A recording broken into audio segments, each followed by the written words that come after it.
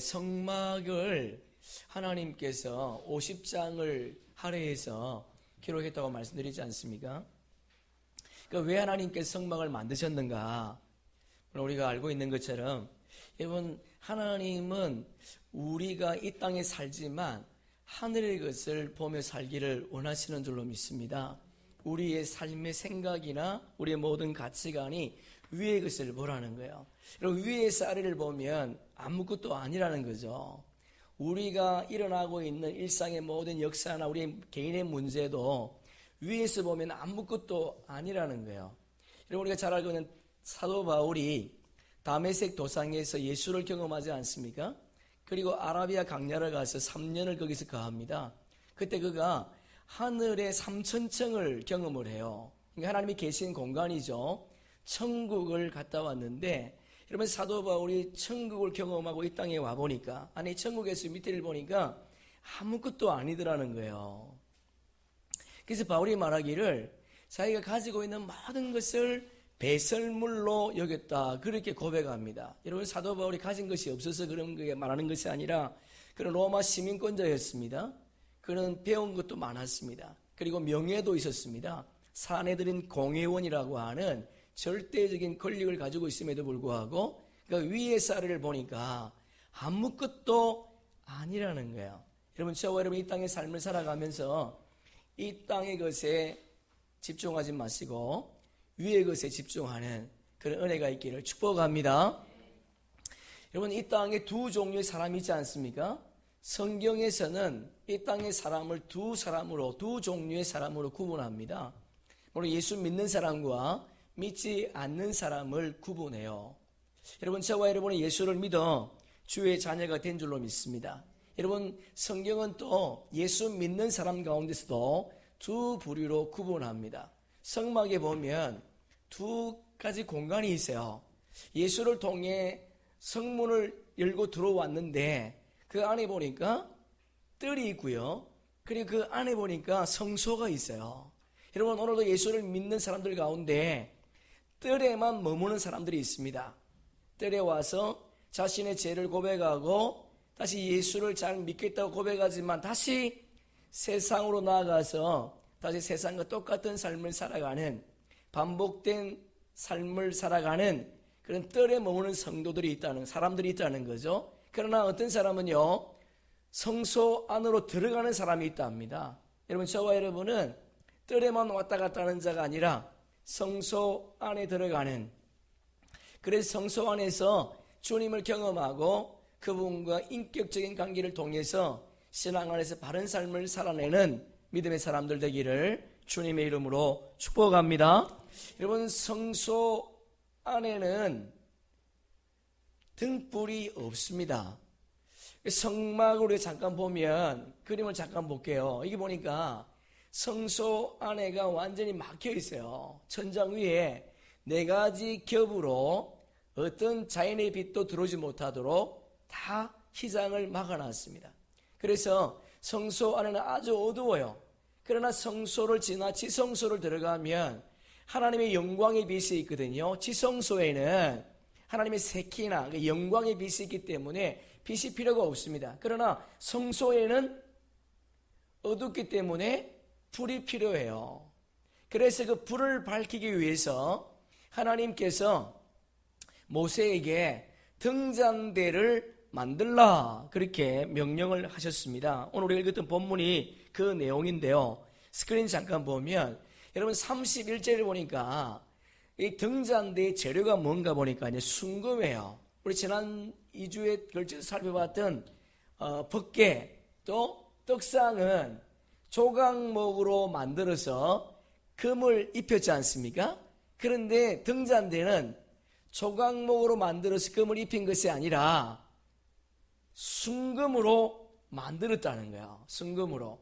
근데 순금으로 만드는데 조각을 내어서 또 뭐 금을 주조를 해서 만든 것이 아니고 쳐서 만들었다, 그렇게 되어 있습니다. 31절에 보니까요, 쳐서 만들었다, 그렇게 되어 있어요. 그리고 31절부터 37절의 내용을 보면 잔이라고 하는 단어가 31절에 나오고 33절에 나오고요. 그리고 37절에 보면 등잔이 나와요. 잔과 등잔은 다릅니다. 잔이라고 하는 것은 여기 보면 이게 잔과 꽃받침과 꽃이 다르지 않습니까?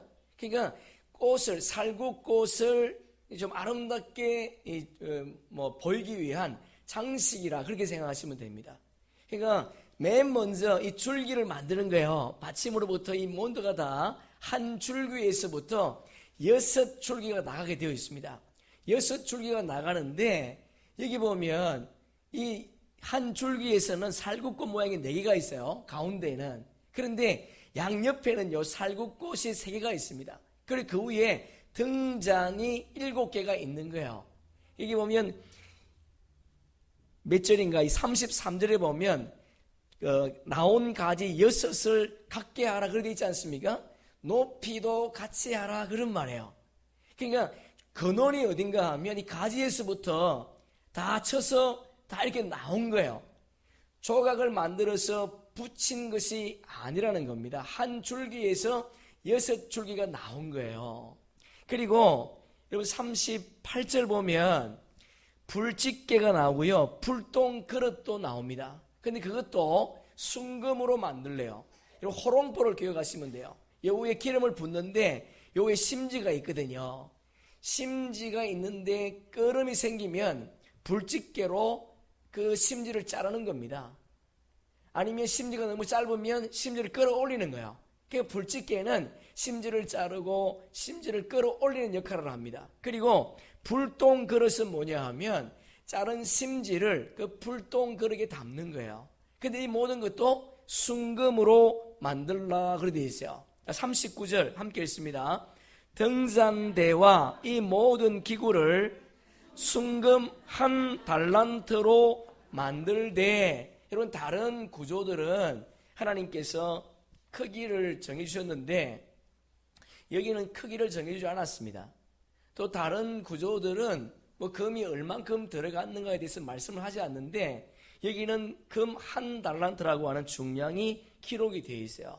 여러분 금 한 달란트가 36kg이거든요. 34에서 36으로 계산하는데요. 36으로 가정을 하면 여러분 1kg, 금 한 1kg가 266돈이랍니다. 266돈이 1kg라 그래요. 그러면 266 곱하기 36 곱하기 내부에서 보니까 지금 금 한 돈 시세가 20만 원 정도 하더라고요.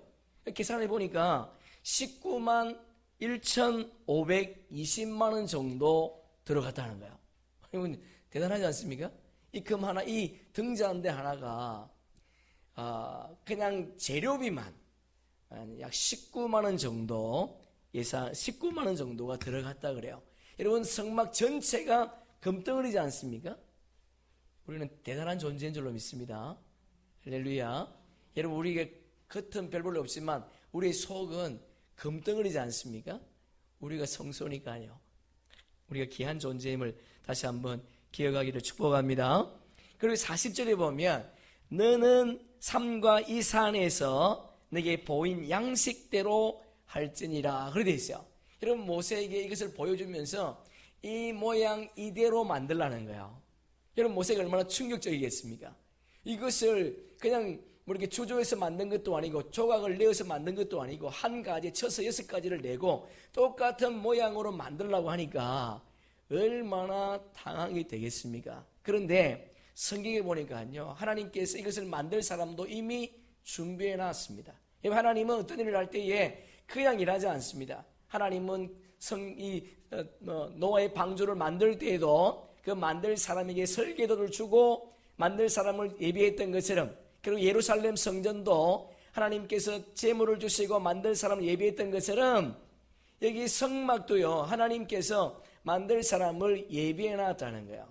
자, 우리 한번 여러분 성경을 35장 한번 펴보세요. 출애굽기 35장 30절 한번 볼까요? 35장 30절 우리 35절까지 우리 한번 읽어보겠습니다. 시작. 모세가 이스라엘 자손에게 이르되 볼지어다 여호와께서 유다 지파 훌의 손자요 우리의 아들인 불살리를 지명하여 부르시고 하나님의 영을 그에게 충만하게 하여 지혜와 총명과 지식으로 여러 가지 일을 하게 하시되 금과 은과 노스로 제작하는 기술을 고안하게 하시며 보석으로 깎아 물리며 나무를 새기는 여러 가지 정교한 일을 하게 하셨고 또 그와 단지파 아이시마의 아들 올리압을 감동시키사 가르치게 하시며 지혜로운 마음을 그들에게 충만하게 하사 여러 가지 일을 하게 하시되 하는 일과 세공하는 일과 청색, 자색, 홍색 실과 가는 뱃실로 수놓은 일과 짜는 일과 그 외 여러 가지 일을 하게 하시고 정구한 일을 고안하게 하셨느니라. 할렐루야. 아멘. 하나님께서 이 성막의 정교한 것들을 만들 때에 하나님께서 감동을 주셔서 그를 할 수 있는 사람을 이미 준비했다는 겁니다. 여러분, 하나님의 나라의 일들은 우리가 하는 것이 아니라 성령께서 하시는 줄로 믿습니다. 우리 그의 도구로 쓰임받는 우리 모든 교우들 되기를 축복합니다. 우리 자녀들에게도 이와 같은 지혜와 총명의 영이 임하기를 소망합니다. 자, 그러면 이 금등대 보세요. 잠깐만요. 이 금등대를 보면 여기에다가 기름을 붓거든요. 기름을 한 군데에서 부으면 이게 차면 말이죠. 옆으로 다 연결 올라가서 이거 다 차는 거예요. 일곱 등잔에 기름을 붓는 것이 아닙니다. 중간에 기름을 부으면 그 중간에서 다 옆으로 다 잔을 채워주는 거예요. 자, 여러분 37절 보세요. 아니, 이게 출애굽기 27장 보세요. 27장 20절 보세요. 여러분 성경으로 27장 20절 기름이 무언가 21절까지 두 절을 한번 읽어보겠습니다. 출애굽기 27장 20절 21절 너는 또 이스라엘 자손에게 명령하여 감나무로 짠 순수한 기름을 등불을 위하여 내게로 가져오게 하고 끊이지 않게 등불을 켜되 아론과 그의 아들들로 해막 안에 정극의 앞 휘장 밖에서 저녁부터 아침까지 항상 여호와 앞에 그 등불을 보살피게 하라. 이는 이스라엘 자손이 대대로 지킬 규례니라. 저로 한번 쳐보세요. 감나무로 짠 순수한 기름, 감나무로 짠 순수한 기름을 그것에 부으라는 거예요. 왜 순수하지 않으면, 깨끗하지 않으면 막힐 수 있으니까 한 곳에서 붓기 때문에 순수한 기름으로 넣고, 그리고 끊이지 않게 등불을 켜라 그래 되어 있습니다. 그러니까 24시간 365일 늘 성소 안에는 무슨 불이, 등잔대 불빛이 있어야 된다는 거예요. 왜요? 만약에 등잔대 불빛이 없으면 어두워서 제사장들이 사역을 할 수 없으니까 등불을 켜라 그렇게 말씀을 하셨어요. 그리고 21절에 보면 저녁부터 아침까지 그렇게 되어 있어요. 여러분, 성경에서의 하루는 우리가 생각하는 하루와 다릅니다. 우리의 하루는 아침부터 저녁이지 않습니까? 그래서 성경은 그렇게 말하지 않습니다. 저녁부터 아침까지 그렇게 되어 있어요. 뭘 의미하는가 하면 하나님은 우리에게 안식을 먼저 주신다는 거예요. 할렐루야. 우리에게 무슨 일을 시키는 것이 아니라 하나님 우리에게 먼저 안식을 베풀어 주실 줄로 믿습니다. 창조의 기사도 보면요, 저녁이 되고 아침이 되는 이는 첫째 날이라 이렇게 되어 있어요. 아침부터가 아니에요. 저녁부터 하루의 시작이라는 것은 하나님께서 그날에 필요한 양식을 그날 공급해 주시겠다는 거예요. 그래서 내일 일은 내일이 염려할 것이요, 그러지 않습니까? 여러분, 주무실 때에 다 잊어버리고 내일의 주인 되신 그분께 우리의 문제를 맡김으로 말미암아 그분이 해결할 수 있도록 우리는 편안한 잠, 편안한 안식을 누리기를 바랍니다. 여러분, 우리 그리스도인의 시작은 안식이에요. 그분의 안식으로부터, 그 안식을 통해 주시는 하나님의 은혜를 공급받고 하루를 시작하는 거예요.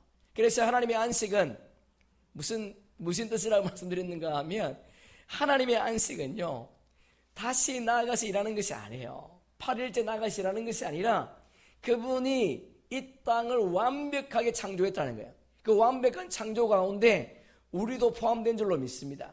우리를 완벽하게 창조하시고 오늘도 주님은 우리를 다스리시고 통치하시겠다는 거예요. 그것이 하나님의 안식입니다. 그럼 인간의 안식이 뭐예요? 그분이 다스리시고 통치하심 속에서 그분 말씀에 순종하는 것이 우리의 안식인 줄로 믿습니다. 여러분, 우리의 힘과 우리의 능력으로 이 땅을 사는 것이 아니에요. 우리 힘과 우리의 능력으로 내 삶을 살아내는 것이 아니라 하나님의 안식을 통해서 우리가 6일의 삶을 살아내는 힘을 공급받는다는 거 다시 한번 기억하시면서 이날 주님이 주시는 은혜를, 주님이 주시는 생명을 공급받는 그런 은혜가 있기를 주님의 이름으로 축복합니다. 자, 그러면 등장대에서 비추는 잔이 무엇을 의미하는가 우리 한번 살펴보려고 합니다. 여러분, 등장대 안에서 비추는 등불은 7 등불은 예수 그리스도를 상징하고 예표한다는 거예요. 우리 한번 요한복음 8장 12절 함께 읽어보겠습니다. 예수께서 또 말씀하여 이르시되 나는 세상의 빛이니 나를 따르는 자는 어둠에 다니지 아니하고 생명의 빛을 얻으리라. 할렐루야. 그럼 예수님은 생명의 빛이라 그렇게 말씀했습니다.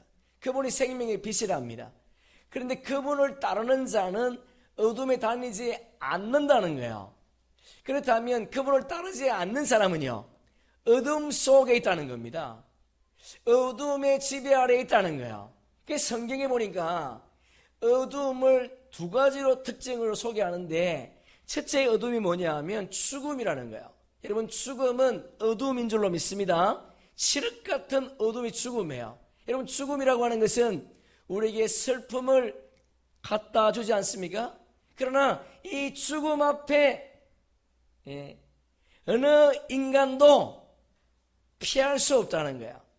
여러분, 이 죽음의 문제를 해결하기 위해서 수많은 사람들이 노력하지 않았습니까? 철학자들도 과학자들도 종교인들도 그들이 다 죽음에 대해서 말했지만 실상 그들은 죽음의 문제를 해결하지 못했습니다. 스카모니가 제들과 함께 길을 거닐고 있는데 젊은 가부가 외동 아들을 잃고 슬피 울고 있는 거야. 그때 스카가 한 말이 뭔지 아십니까?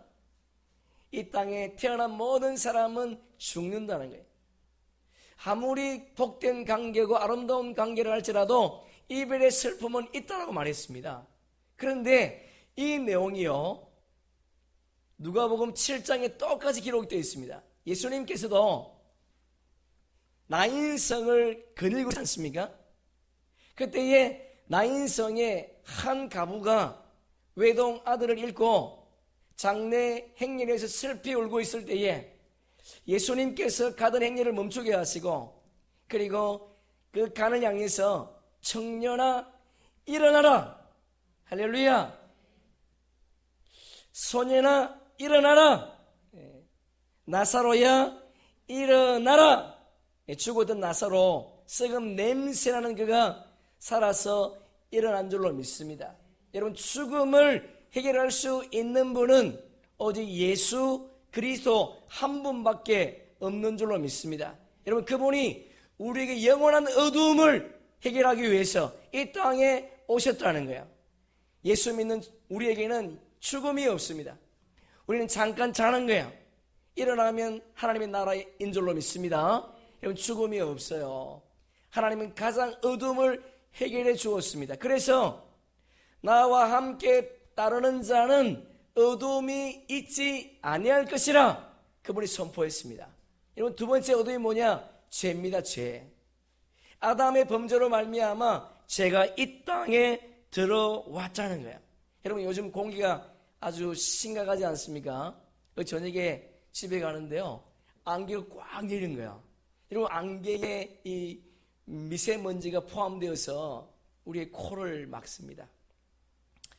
그래서 요즘 우리 몸에 공기가 많이 오염되어서 외출할 때 마스크를 쓰지 않습니까? 또 너무 미세먼지가 많으면 외출도 하지 않잖아요. 여러분, 인간이 아무리 노력하고 애를 써도 그 공기로부터 자유로울 수 없습니다. 왜냐하면 우리는 숨을 쉬며 살아야 되기 때문에 그 나쁜 공기를 마실 수밖에 없는 거야. 그와 마찬가지로 죄가 우리 인간을 어둠으로 몰아가고 있습니다. 여러분, 죄의 세력은 대단한 거예요. 죄가 이 땅에 있다는 것은 세력화되었다는 겁니다. 이 땅의 모든 사람들은 평화를 원합니다. 이 땅의 모든 사람들은 전쟁이 없기를 원합니다. 그러나 우리가 살고 있는 인류 역사는 전쟁의 역사예요. 우리는 모두 살아가며 살기를 원합니다. 미워하지 않고 서로 격려하며 서로 사랑하며 위로하며 살기를 원합니다. 그러나 우리는 남들을 시기하고 미워하고 질투할 수밖에 없는 그런 삶을 살고 있다는 거야. 왜냐하면 죄가 우리를 정복하고 있기 때문에. 그래서 사도 바울이 고백하기를 나는 공고한 사람이다. 내가 선을 행하기를 원하는데 내 속에 또 다른 법이 있어 나를 죄악의 법으로 이끌어간다. 그러나 사도 바울은 나는 오라 공고한 사람이로다. 누가 나를 이 사망의 몸에서 건져내랴. 여기서 끝나지 않았습니다. 여러분, 그 상황 속에서 사도 바울은 위를 바라본 거야. 위를. 여러분, 공고한 인생을 살아가다가 제약된 삶을 만날 때에 저와 여러분이 이 땅을 바라보지 마시고 위를 바라볼 수 있기를 주의 이름으로 축복합니다. 여러분, 위를 바라볼 때에 그에게 삶의 해결책이 생겼습니다. 로마서 8장 1절을 함께 읽습니다. 그러므로 이제 그리스도 예수 안에 있는 자에게는 결코 정죄함이 없나니 그리스도 예수 안에 있는 생명의 성령의 법이 죄와 사망의 법에서 너를 해방. 할렐루야. 아멘. 죄와 사망의 법. 여러분, 우리가 예수를 믿어도 죄를 지을 수 있습니다. 예수를 믿어도 넘어질 수 있습니다. 그러나 넘어진 그 자리에서 죄와 사망을 이기신 예수 그리스도를 바라볼 때에 그 어두움에서 다시 일어서게 된다는 거예요. 여러분, 예수님께서 빛으로 이 땅에 오신 줄로 믿습니다. 우리 고전 함께 읽습니다. 사망이 쏘는 것이 죄요 죄의 권능은 율법이라 우리 주 예수 그리스도로 말미암아 우리에게 승리를 주시는 하나님께 감사하노라. 아멘. 여러분, 우리에게 승리를 주신 그분, 죄와 사망을 이길 수 있게 하신 그분을 찬양하는 저와 여러분 되기를 축복합니다. 두 번째 일곱 등잔대의 빛은 성령의 사역을 예표하고 상징한다는 거예요. 여러분, 성소 안에는 어둡습니다. 그 어두운 성소 안에 이 등잔대가 불을 밝히면 세 가지가 밝아져요. 첫째는 자신이 밝아집니다. 등잔대 자신이 밝아진다는 거야. 여러분, 어두운 그곳에 등잔불을 딱 켰을 때에 여러분, 이 등잔 7가지 아까 봤지 않습니까? 너무 화려하지 않습니까? 너무 아름답지 않습니까? 여러분, 성령은 이 땅에 오셔서 예수 그리스도를 밝히 알게 하신다는 거예요. 그분이 이 땅에 오셔서 예수 그리스도를 알게 하신데, 우리 요한복음 15장 함께 읽습니다. 내가 아버지께로서 너에게 보내사 곧 아버지께로서 나오시는 진리의 성령이 오실 때에 그가 나를 증거하실 것이요. 할렐루야. 여러분, 그분이 이 땅에 오셔서 예수 그리스도를 밝히 드러내준다는 거야. 요한복음 16절에 보니까 진리의 성령이 이 땅에 오셔서 죄에 대해서, 의에 대해서, 심판에 대해서, 그리고 장래일에 대해서 너희에게 알게 할 것이라 그렇게 말씀하고 있습니다. 두 번째 보니까요, 분향단을 비춘다는 거예요. 여러분, 분향단은 뭘 의미하는가 하면 성도들의 기도를 의미하거든요. 그래서 로마서 8장 26절에 보니까 성령도 우리 연약함을 도우시나니 우리가 마땅히 빌바를 알지 못하나 오직 성령이 말할 수 없는 탄식으로 우리를 위하여 친히 간구하시느니라. 할렐루야. 여러분, 우리의 기도를 도우시는 분, 그분이 성령 하나님이신 줄로 믿습니다. 보혜사이신 예수님도 하나님 보좌 우편에서 우리 위해 기도하시지만 오늘도 우리 기도를 돕는 분, 우리 기도가 되게 하는 기도, 하는 기도가 아니라 되는 기도는 성령의 도우심이 없이는 절대로 되지 않는다는 거예요. 우리가 억지로 기도할 수 있습니다. 그것은 하는 기도일 수 있지만 되는 기도는 그렇지 않습니다. 되는 기도는 성령께서 하시는 거예요. 우리 입술을 도구로 삼아 그분께서 기도하신다는 것. 여러분, 우리가 기도가 잘 되지 않을 때 성령님을 의지하기를 주님의 이름으로 축복합니다. 성령님 도우셔서 기도의 영을 부어주옵소서. 기도함으로 하늘의 비밀을 깨달아 수 있는 저와 여러분 되기를 소망합니다. 세 번째 보니까 이 등장되는 떡상을 밝힌다는 거예요. 우리 지난주 함께 살펴봤던 것처럼 제사장들이 매 안식일마다 떡상에 있는 떡을 바꾸지 않습니까? 그리고 제사장들이 그 떡을 밖에 나가서 먹지 않습니다. 그 떡을 성소 안에서 먹어야 된다는 거예요. 다시 말해서 그 불빛 아래에서 그 떡을 먹게 된다는 거죠. 여러분, 우리가 성경을 읽을 때에 성령의 조명이 없이는 절대로 이 말씀이 이해가 되지 않습니다. 아무리 똑똑한 사람도 IQ가 120이 넘는 천재라 할지라도 절대로 이 성경이 이해가 되지 않습니다. 그러나 배우지 않은 사람이라 할지라도, 전혀 글자를 모르는 사람이라 할지라도 성령의 조명하심이 임하면 성경을 알게 된다는 거야. 지난주 우리 함께 말씀 나눈 것처럼 무디라고 하는 구도수송공, 초등학교도 가지 않았던 그가 하나님의 말씀을 바로 깨닫고 그 시대의 학자들을 깨웠다는 거 아니겠습니까? 여러분, 하나님 말씀이 이해되지 않을 때 성령 하나님을 의지하기를 소망합니다. 말씀을 열 때마다 그분께 기도하십시오. 성령님, 이 말씀을 깨달아 알게 도와주시옵소서. 성령님, 이 말씀을 조명해 주시옵소서. 여러분, 주님이, 성령님이 계시로 이 말씀을 열어주지 않으면 절대로 이 말씀은 열리지 않습니다. 그래서 기독교를 계시의 종교라 그러죠. 여러분, 계시는 이성을 무시하지 않습니다. 이성을 초월하는 종교가 기독교예요. 저와 여러분이 하나님의 말씀을 밝게 알고 그분의 말씀을 따라 살기 위해서 늘 성경을 읽고 있는데, 성경을 읽을 때마다 성령님을 의지하고 성령께 기도함으로 주의 말씀이 깨달아지는 그런 은혜가 있기를 주의 이름으로 축복합니다. 우리 고전 2장 9절 함께 읽습니다. 기록된 바 하나님이 자기를 사랑하는 자들을 위하여 예비하신 모든 것은 눈으로 보지 못하고 귀로 듣지 못하고 사람의 마음으로 생각하지도 못하였다 함과 같으니라. 여러분, 모든 것이 예비되었습니다. 그런데 이 땅의 사람들은 그 예비된 것을 못 봤다는 거예요.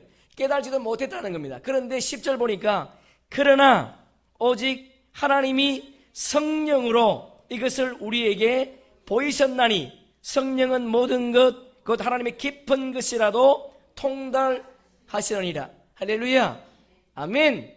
여러분, 세상의 사람들 그리고 뜰에 머물다 가는 사람들은 하나님의 비밀을 알 수 없지만 성소 안에 들어간 사람들은 하나님이 예비하신 놀라운 것들을 보게 되고 알게 되고 깨닫게 된다는 것.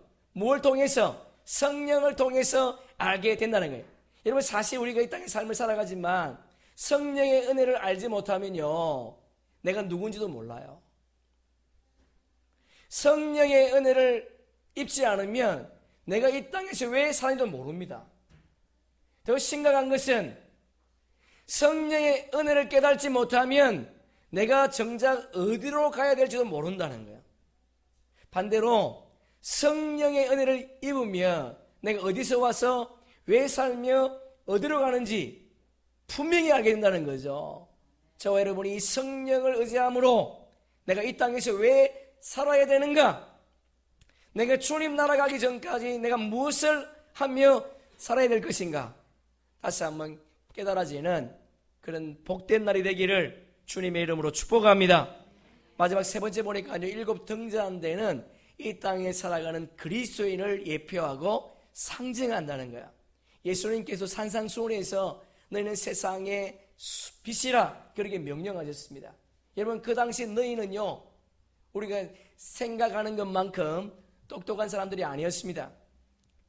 예수님께서 산상수훈의 말씀을 하실 때에 대부분은 병자였습니다. 대부분은 가난자였습니다. 예수를 통해서 뭔가 얻어먹기 위해서 모여있는 그들을 향해서 예수님은 너희는 세상의 빛이라 그렇게 말씀하셨다는 거예요. 오늘 우리가 이 땅의 삶을 살아갈 때에 유무식이 중요한 것이 아니고 내가 가지고 있는 거 없는 거 중요한 것이 아니라 내가 예수 믿었다면 이 시대의 빛인 줄로 믿습니다. 다시 말해서 이 시대의 지도자의 역할을 감당해야 될 사람들이라는 거예요. 누가? 그리스도인이. 나는 배우지 못했는데, 나는 가진 것이 없는데 그게 아니에요. 예수 때문에 저와 여러분은 이 땅에 빛된 삶을 살아야 될 줄로 믿습니다. 우리 에베소서 5장 함께 읽습니다. 너희가 전에는 어두움이더니 이제는 주 안에서 빛이라. 빛의 자녀들처럼 행하라. 빛의 열매는 모든 착함과 의로움과 진실함에 있느니라. 여러분, 주 안에서 빛이라 그렇게 되어 있습니다. 주를 떠나면 빛이 안 되는 거야. 그분 안에 있을 때에만 우리가 빛이 될 수 있다는 겁니다. 다시 말해서 우리는 반사체예요. 발광체가 아닙니다. 우리 스스로 빛을 만들 수 있는 능력도 없습니다. 우리는 빛의 근원이 아니라는 거야. 그분으로부터 빛을 받아서 그 빛을 공급하는 자라는 거 다시 한번 기억하기를 주의 이름으로 축복합니다. 주님 때문에 빛이 된 겁니다.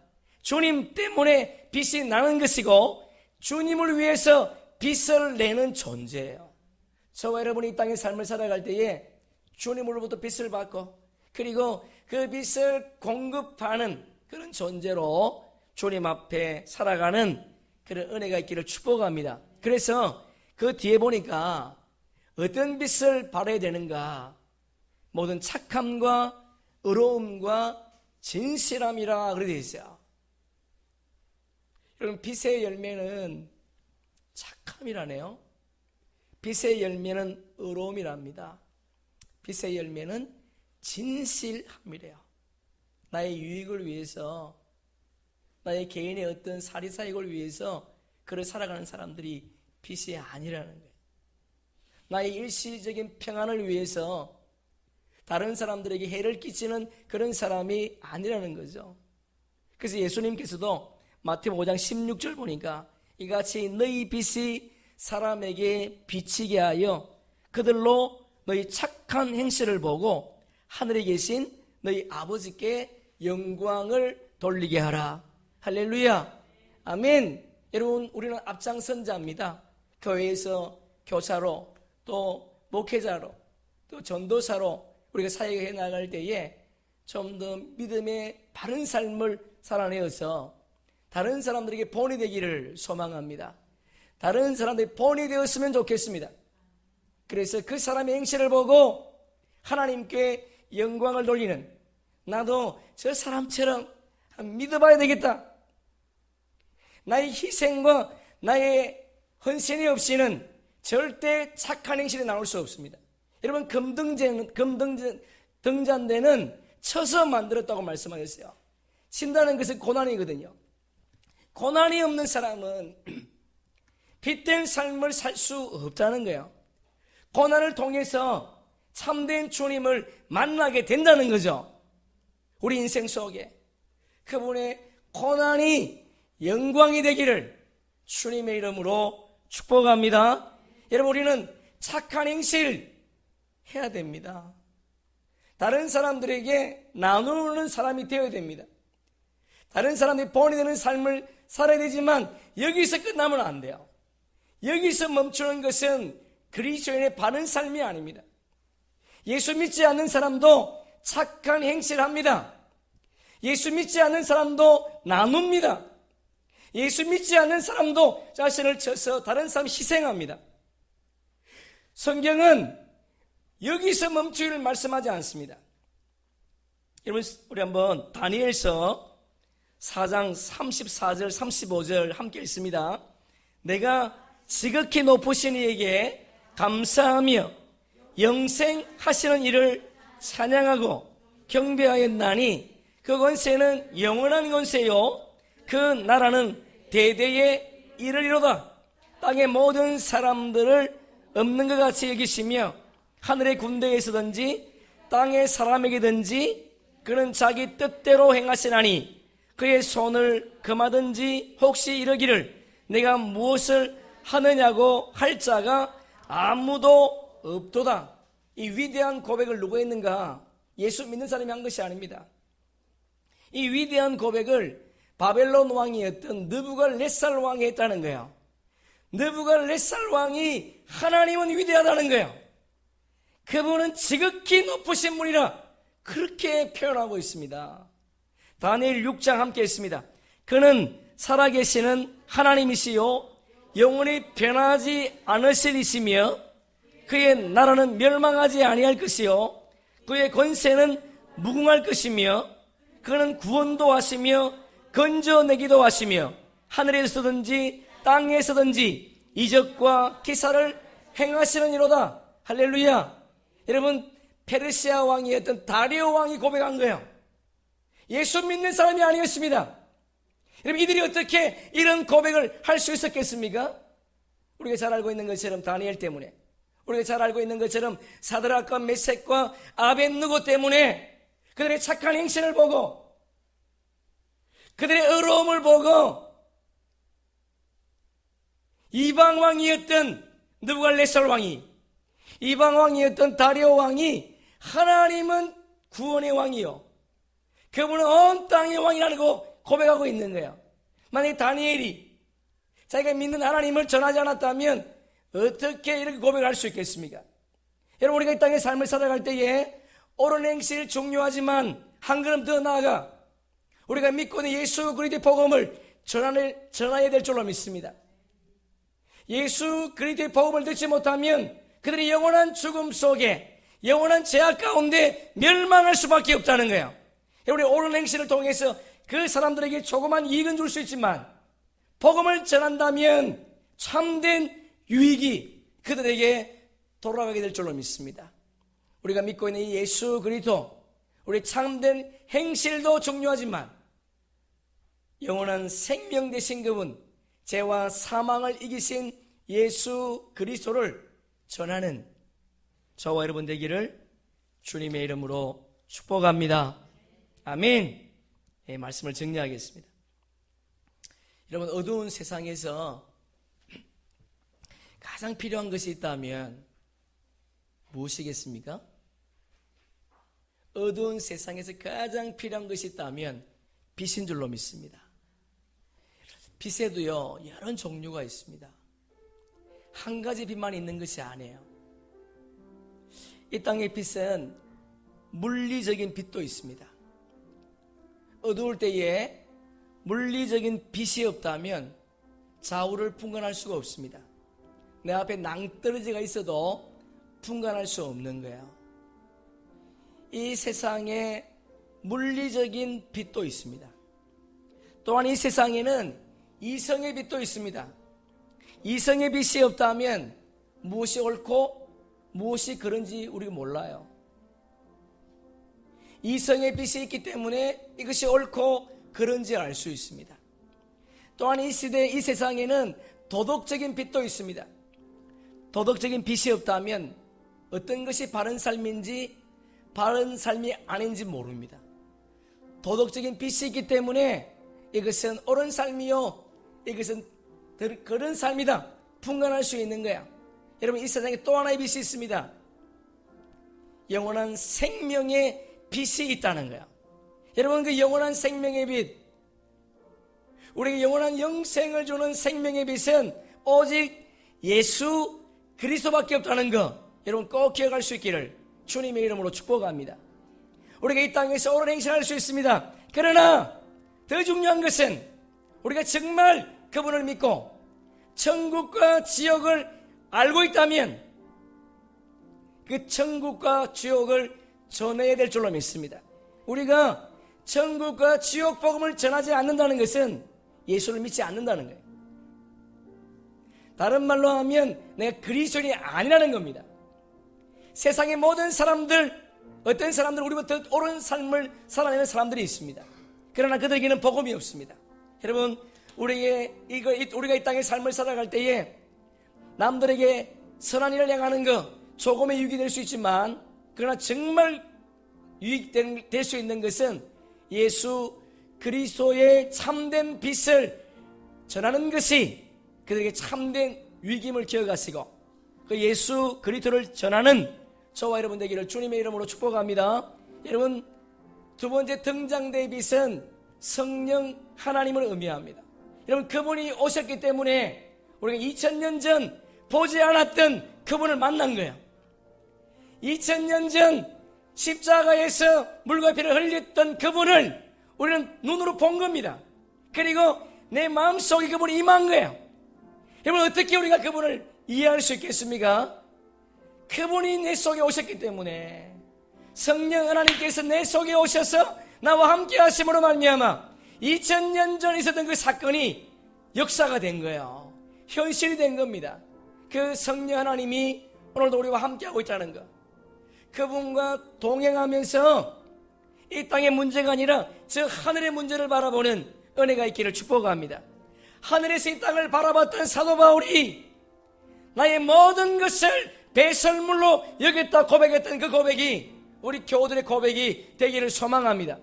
무엇을 얻기 위해서, 무엇을 쟁취하기 위해서 이 땅의 삶을 사는 것이 아니라 하나님 나라를 쟁취하기 위해서 사도 바울이 죽든지 살든지 내가 주의 영광을 위해서 살리라 고백했던 그 고백이 우리의 고백이 되기를 소망합니다.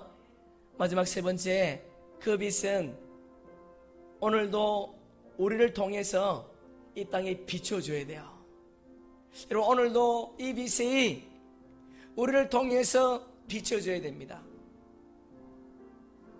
우리는 이 시간에 한번 기도할 때 그렇게 살지 못했던 우리 자신을 한번 회개하면서 빛으로 오신 그분을 받아들임으로 말미암아 우리의 삶의 옳은 행실이, 옳은 사고와 생각이,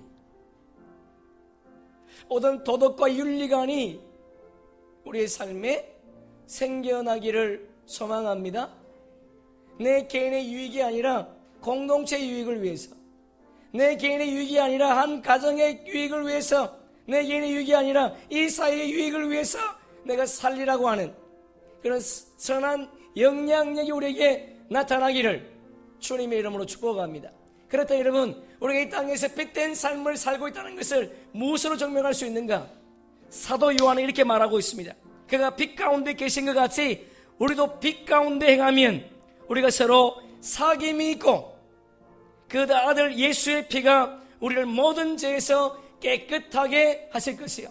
여러분, 우리 속에 빛이 있다는 것 무엇으로 증명하는가? 바른 건강한 사귐. 여러분, 우리에게 정말 건강한 사귐이 있습니까? 건강한 사귐 우리 속에 있기를 원합니다.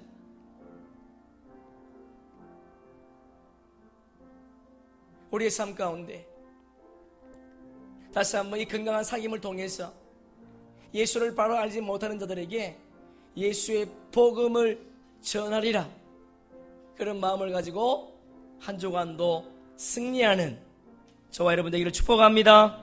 아멘. 우리 마지막으로 고린도전서 한번 찾습니다. 9장 16절 고전 9장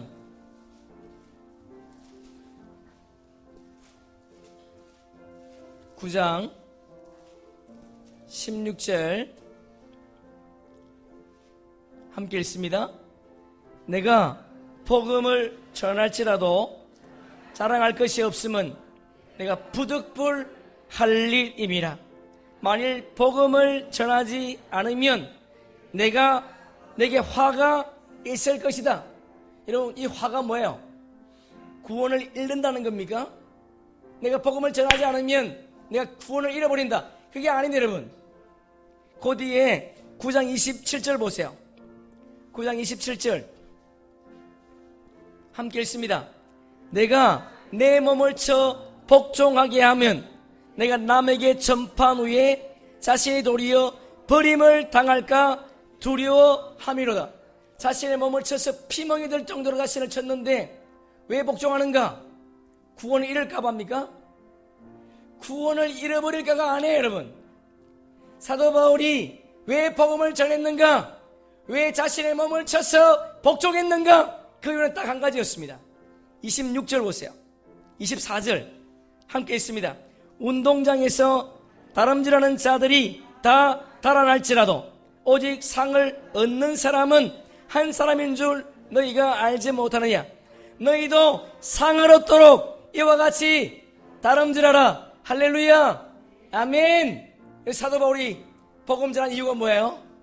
왜 자신의 몸을 쳐서 복종했습니까? 이유는 한 가지였습니다. 주의 나라에 상을 얻기 위해서.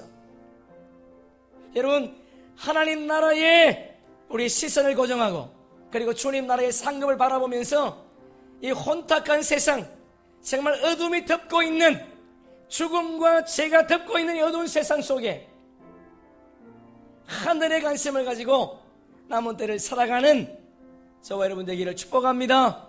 아멘. 우리 찬송 우리 한번 하고 한번 기도하겠습니다.